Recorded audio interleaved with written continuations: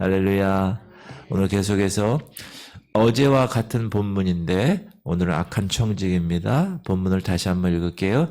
베드로가 여짜오되 주께서 이 비유를 우리에게 하심이니까 모든 사람에게 하심이니까 주께서 이르시되 지혜 있고 진실한 청지기가 되어 주인에게 그 집 종들을 맡아 때를 따라 양식을 나누어 줄 자가 누구냐? 주인이 이를 때 그 종이 그렇게 하는 것을 보면 그 종은 복이 있으리라. 내가 참으로 너희에게 이르노니 주인이 그 모든 소유를 그에게 맡기리라. 만일 그 종이 마음에 생각하기를 주인이 더디오리라 하여 남녀 종들을 때리고 먹고 마시고 취하게 되면 생각하지 않은 날 알지 못하는 시각에 그 종의 주인이 이르러 엄히 때리고 신실하지 아니하는 자의 받는 벌에 처하리니 주인의 뜻을 알고도 준비하지 아니하고 그 뜻대로 행하지 아니하는 종은 많이 맞을 것이요 알지 못하고 맞을 일을 행한 종은 적게 맞으리라. 무릇 많이 받은 자에게는 많이 요구할 것이요 많이 맡은 자에게는 많이 달라 할 것입니다. 청지기 중에는 어제처럼 선하고 지혜로운 청지기 하나님의 종들만 있는 것이 아닙니다. 성경은 분명하게 악한 청지기도 있다고 하십니다. 물론 이들은 주님이 세우신 종이 아닙니다. 이들에 대하여 주님은 이렇게 말씀하십니다. 시작. 주인이 이르되 원수가 이렇게 하였구나. 종들이 말하되 그러면 우리가 가서 이것을 뽑기를 원하시나이까. 원수가 와서 심은 주인공들이 있다는 거예요. 그럼 이들은 장차 어떻게 될 것인가? 예수 그리스도의 분명한 심판을 말씀하셨습니다. 오늘은 악한 종들에 대한 주님의 경고의 말씀입니다. 악한 청지기는 첫 번째 주님의 재림에 대해서 관심을 가지고 있지 아니한 종들입니다. 마음에 생각하기를 주인이 언제 와? 신경 쓰지 않아. 주인이 더디 와. 아직 멀었어. 만일 그 종이 마음에 생각하기를 주인이 더디 오리라. 이들에게는 주님이 오시는 주인이 오는 것을 원치 않습니다. 왜 원치 않을까? 주님의 재림의 그날 이들은 자기의 거짓된 모습이 드러나는 날이에요. 그날이. 그리고 그 대가를 받는 심판의 날이에요. 그래서 그들은 그 날을 원치 않아요. 주님 오시는 날을. 예루살렘에 있는 제사장들과 서기관들 그 2000년 전에 그 당시에 예수 그리스도가 분명히 온다고 구약의 예언의 말씀을 그들이 알았을까요? 몰랐을까요? 알았죠. 제사장이고 서기관인데 베들레헴에서 태어난다는 사실조차 알고 있었어요. 그러나 그들은 거기 가지 않아요. 동방박사들이나 목자 이런 분들이 그 예수 그리스도의 탄생을 찾아갑니다. 이 악한 청지기의 경우는 항상 메시아를 바라는 마음이 없어요. 메시아가 필요하지도 않아요. 이들에게는 지혜가 없고 진실이 없기 때문에 그렇습니다. 이들의 삶을 이렇게 얘기하죠. 선한 청지기는 때를 따라 양식을 주는 목회. 그러나 이들에게는 노예를 때리고 지들은 먹고 마시고 일을 하는 사람들입니다. 시작. 남녀 종들을 때리며 먹고 마시고 취하게 되며 때린다는 말은 뭐냐 하면 양들의 생명을 노략질하는 거예요. 이 거짓 종들은 도둑질하고 죽이고 멸망시키는 존재들입니다. 시작. 도둑이 오는 것은 도둑질하고 죽이고 멸망시키려는 것뿐이요.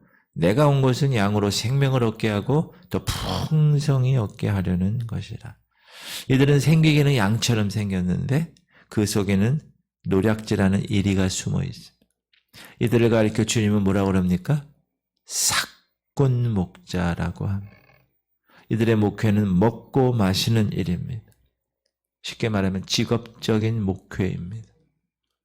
사명자가 아니에요. 사명자적인 목회가 아닙니다. 직업적인 목회를 하니까 어떻게 합니까? 자기 유익을 구합니다. 항상.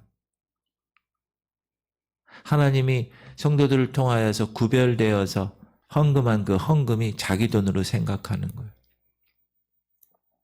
육신의 평안을 원해요.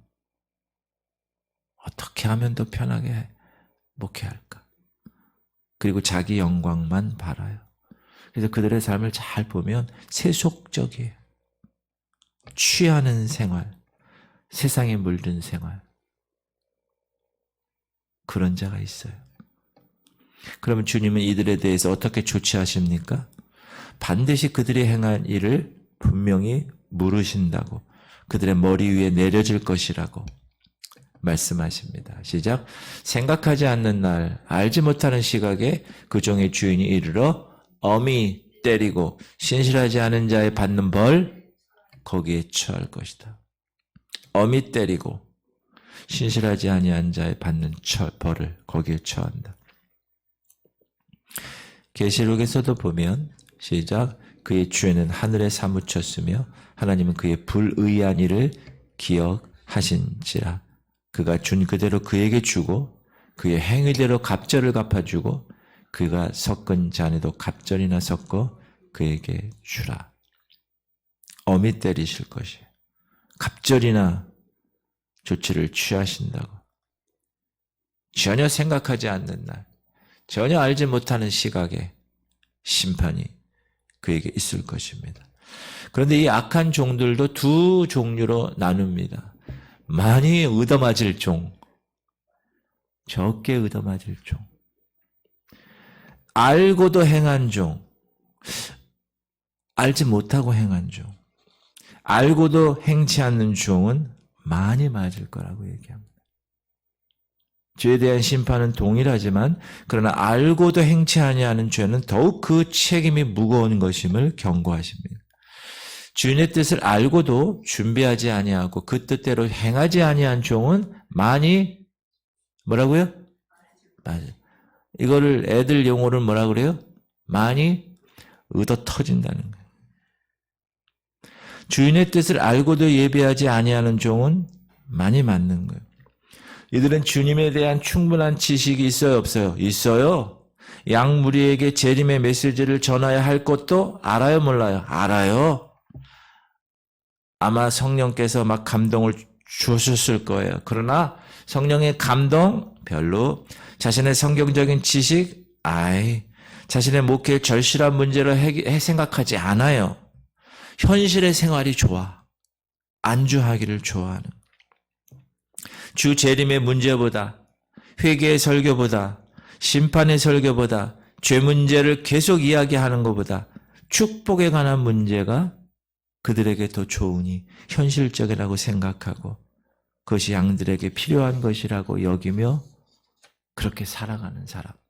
그렇게 목회하다 보니 어느덧 임기가 끝났고 그리고 알지 못하는 시각에 생각지 않는 그때에 주님이 오신다. 이런 종들은 그때 어떻게 한다고요?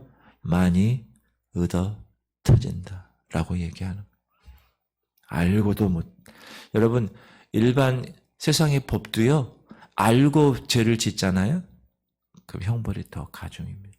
아주 다 계획하고 저놈이 언제 오면 내가 어떻게 하고 비밀번호를 어떻게 알아가지고 집에 들어가서 이게 알고 계획한 범죄는 저질스럽고 아주 심합니다. 근데 알지 못한 종도 있어요. 근데 알지 못하고 그렇게 하면 어떻게 된다? 그래도 맞아요. 그래도 알지 못하고 맞을 일을 행한 종은 적게 맞으리라. 알지 못했다는 말은 주 재림에 대한 지식이 없다는 거예요. 재림 문제가 절실한 문제라는 것을 깨닫지 못하는 거예요. 성경적인 종말의 징조를 모르는 거예요. 그러니까 자기 자신도 재림의 준비를 하지 못하고 있는 처지예요. 여러분 자기 자신도 모르는데 어떻게 맡은 양 무리들에게 올바른 재림의 사상을 심어줄 수 있나요? 없죠. 여러분 항상 자기가 아는 범위 내에서만 가르칠 수 있어요. 그렇죠? 사랑하는 성도님들, 깨닫기를 원하지만 깨닫지 못하는 종들이 많이 있습니다. 가르치기를 원하지만 알지 못해 가르치지 못하는 경우가 많습니다. 그런 경우 이들에 대해서도 주님이 적게 맞을 것이라고 합니다. 앞에 있는 알고도 행한 사람보다는 덜 얻어 터진다. 그 얘기. 그러므로 공동체 리더십인 목사가 이 주님 다시 오시는 날에 대해서 깨어있는 목사와 그렇지 않은 목사 너무 중요합니다. 그 교회 공동체가 영적 리더십이 깨어있느냐 그렇지 않느냐에 따라 되게 중요한 이유가 성도들도 똑같아요. 목사가 갖고 있는 성경적 지식이나 신앙을 다 따라가기 때문에 똑같아요. 듣기 싫어해요. 알기 싫어해요. 똑같은 거 아까 제가 얘기한 대로. 본인들이 알기를 싫어해. 듣기를 싫어해. 방단에서 이야기하면 신천지 아니야? 이렇게 얘기하고. 아유, 무슨 자꾸 재림 얘기만 해. 왜 분위기를 왜 그렇게 이렇게 얘기하는 사람이 있어요. 알기를 얻어 터지는 사람들이 있어요. 여러분 조심하셔야 됩니다. 좋은 말 할 때 빨리 회개하고 주님의 때를 준비하시기 바랍니다. 우리 교회는 어떤 교회예요? 좋은 교회예요. 그래서 그러니까 여러분 그거 프라이드를 갖고 작지만 확실한 교회입니다. 모두 알곡 성도로 준비시키는 것이 제 사명이에요. 그러니까 여러분 한 명도 딱 주님 앞에 섰어. 똑같이 섰어. 딱 폈는데 여기는 알곡이 보이는데 여기는 쭉정이야. 그러면 안 돼요. 똑같아요. 여러분 지금 여기서 볼 땐 똑같아요. 알곡하고 쭉정이 여러분 탈곡 해보셨어요? 탈곡? 심고 나중에 자라면 베고 그다음에 그 탈곡할 때 똑같아요. 생긴 거는. 근데 이렇게 안에 보면 여기는 알곡인 여기는 쭉정이에요. 지금은 똑같아요. 목사 같고 장로 같고 다 할렐루야. 주님 앞에 딱 쓰면 드러나는 거예요. 그날. 얻어 터지는 날이 있다라는 사실을 꼭 기억하십시오. 이처럼 경고하신 주님은 하나님께로부터 많이 받을 일에 대해서 마지막으로 그 책임을 분명하게 나타나셨습니다. 무릇 많이 받은 자에게는 많이 요구할 것이요. 주인이 많이 맡은 자에게는 많이 달라고 할 것이라. 많이 받았다는 것을 은사적인 사명을 말합니다. 하나님이 5달란트 줬어요. 2달란트 줬어요. 1달란트 줬어요. 그러면 어떻게 해야 돼요? 장사해서 주신 그분께 다시 드려야 되는 거예요. 5달란트를 받았으면. 어제 우리 중학교, 고등학교 청소년 애들이 여기서 크리스마스 그 준비를 하는 거예요. 보셨죠? 일찍 오신 분들 딱. 누가 그러더라고요. 우리 중동부는 몇 명 안 되는데 3명이 전공자야. 그러니까 다른 교회 교인들이 우와, 그 교회는 중동부가 대단하네 그랬대요. 그러니까 어제 저는 그럴 생각이 없었는데 이제 황재희 집사님이 목사님이 좀 연습을 시키시죠. 그래서 제가 오랜만에 총보를 딱 보고 이제 이렇게 했는데 잘하더라고요. 처음에 연습하는 거 치고는 아주 잘해요. 그 제가 옛날 생각을 했어요. 제가 오케스트라 지휘하고 막 이랬을 때 생각. 딱 듣다가 틀리면 제가 탁탁 얘기하고 막 이렇게 해가지고 좀 수정해서 잘 연습을 했는데 저에게 주신 달란트를 하나님이 주셨어요. 그래서 제가 요즘 악기를 공부하잖아요. 그래가지고 요양원에 가서 연주도 하고 또 우리 지방의 목사님들 이렇게 행사 때 제가 연주도 하고. 그러니까 저는 그 생각이 있어요. 저희가 하나님이 주신 달란트를 내가 땅에 묻지 않겠다. 최선을 다해서. 여러분들도 동일하게 하나님이 주신 은사가 있거든요. 그거 절대로 땅에 묻으면 되지 않습니다. 그럼 어떻게 되죠? 악하고 게으른 종이 되는 겁니다. 많이 받았다는 거는 은사야. 달란트를 많이 받았어요. 많이 받으면 많이 받은 대로 많이 남겨서 주인에게 주는 게 그분이 준 이유예요. 그분이 여러분에게 준 이유. 선물은 여러분 이 은사 기프트 아니에요. 선물은 자기가 주고 싶은 사람한테 주는 거예요. 이렇게 주고 싶은 사람한테. 그 받은 사람은 자기가 아무런 자격도 없는데 그냥 받은 거예요. 선물이니까. 그 선물을 근데 하나님께서 뭐라고 그러죠? 많이 받은 자에게 많이 요구할 거라고 그랬어요. 그리고 많이 맡았다. 많이 맡았다라는 말은 재물이나 양떼 수요를 말합니다. 큰 교회 목사님들은 주님이 더 많이 달라고 그러십니다. 나중에. 많이 받고 많이 맡은 자들의 사명이나 책임은 적게 받고 적게 맡은 사람보다 훨씬 더 큰 것입니다. 사랑하는 성도님들, 그러므로 오늘 악한 청직이 되지 말고 오직 선한 종, 지혜로운 청직이 되어서 때를 따라 양식을 먹이고 마지막 때를 정확히 알려주는 그런 선한 청지기가 되시길 주님의 이름으로 축복합니다. 너무나 귀한 말씀이에요. 기도합시다.